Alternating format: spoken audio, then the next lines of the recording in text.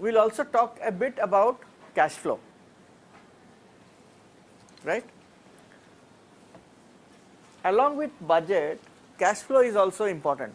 Now, what is cash flow? The liquidity that you keep. The liquidity of the, okay, when it is needed, exactly. So how will you find out when the money is needed? From the budget.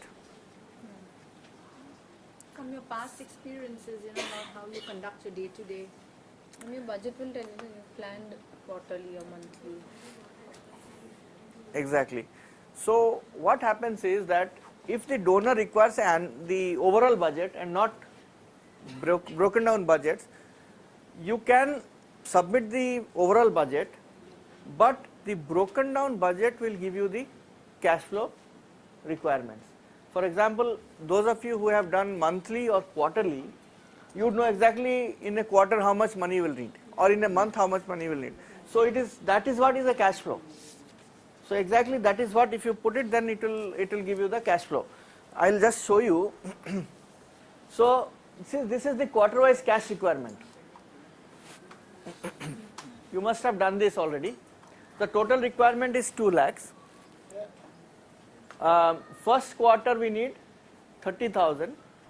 Second quarter we need 69,000 and 12,000. So this is our cash flow requirement. So if the donor has to be told that we need 30,000, otherwise we cannot start this project. So at the beginning we need this amount. Or if you have a monthly, then you can even say the first month at least we need this much. So out of 30,000, at least for the first month you give us this amount. So this is very important component along with the budget. You can prepare it in this way also, like your opening balance will be 0, receipts grant 30,000, and payments this, and this will be 0.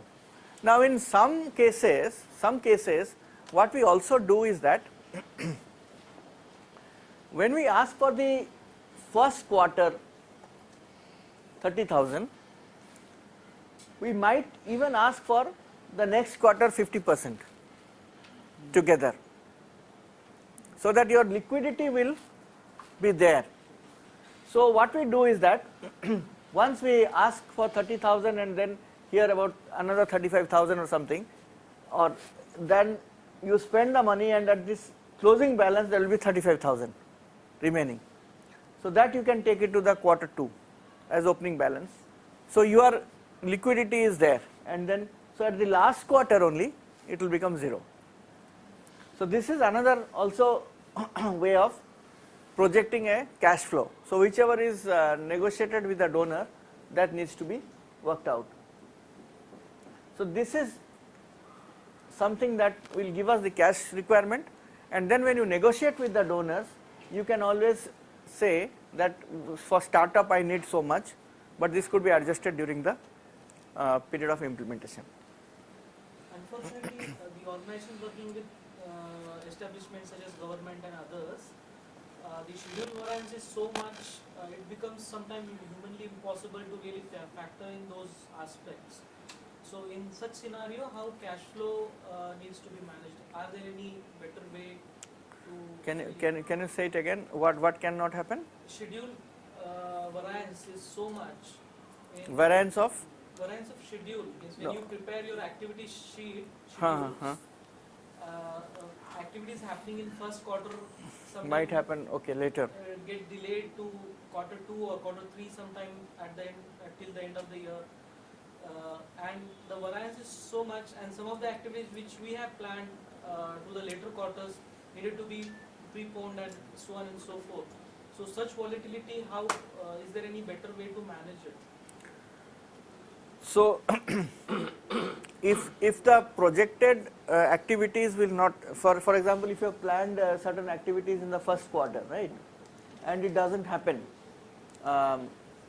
like meeting with commissioner, actually we have this case study has got another component where actually things will not happen.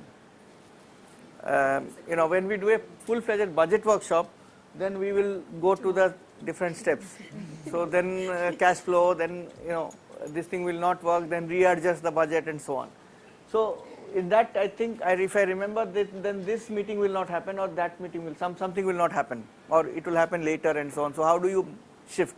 So this should be made a dynamic document, and it should be readjusted. It cannot, you cannot, in that case, you cannot firm it up and not move an inch. Then it becomes useless. Then the document doesn't work. So you have to keep on adjusting. In the first quarter, when you implement, then you see which are the activities which need to be shifted to the next quarters.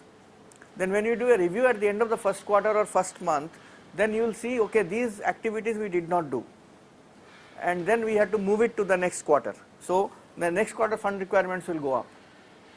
If you have already received that money for that quarter, then it will appear as an opening balance in the next quarter. So this document needs also to be kept like a review document or a monitoring document. So at the end of the period, each period, when you do the review, you will see these activities could not take place, and if you know exactly when it will take place, then you take it to that quarter, if not, at least to the next quarter, and then continue. So that exercise need to be done. So cash flow is a summary of cash inflows and cash outflows. Simple, huh? And this is, cash flow is always linked to the budget. So once you cannot prepare the cash flow without the budget, and you cannot prepare the budget without what? Plan. Yes, exactly. So you need to have a plan, then you need to have a budget, then you need to have a cash flow. When is the money required, how much, where it will come from, where it will go? Simple questions to answer. So cash flow statement is a statement that indicates the ability of an entity to generate cash and cash equivalent. Sometimes, in fact, in this particular case study, we have also, when we do a proper only budgeting workshop, we also put in own means of contribution, community contributions, non-cash components. So there are a lot of complications that would create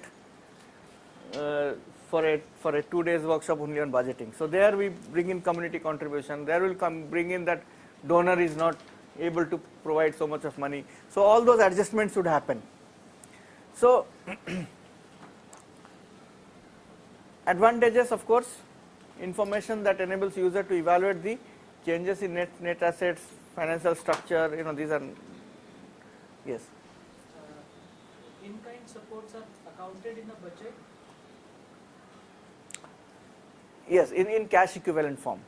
Therefore, I put here, if you see, cash equivalents. Generates cash and cash equivalents. Some donors would like it to stay outside of the budget. Some donors say that you bring in cash equivalents into the budget for monitoring and reporting purposes. So it depends on how you have negotiated. What is best for the organization? You see, now it's about community contributions. Now that is another big area. Just to say very briefly, first of all, Income Tax Act does not recognize non-cash contributions.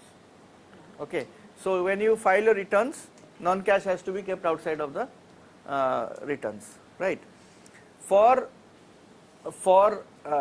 a project point of view, it is good to put non-cash as well, so that you see how much of the ownership of the project is there. However, with a rider, the thing is that when you quantify non-cash, there are no standard measurements available. It could be abused, right? 1 cup of tea in a village and 1 cup of tea in YMCA. So you say, okay, cup of tea in village. So you put YMCA rate. So therefore those comparability parameters are not established. So therefore, if we have to put it in the budget, you have to be extremely careful that it is near to the reality. Otherwise, it will be complete abuse of the financial statement, it will not give you proper figures. Cash includes cash in hand, cash in bank, short-term highly liquid investments. Frequency, monthly projections is desirable, or at least quarterly is definite. Non-cash be included, non-cash are excluded by very name, but in case you can quantify it clearly, then it is good to include it. Disclosure may be made in financial reports regarding non-cash components. Interest received should be, normally donors also say how much of interest you have earned on our money, so that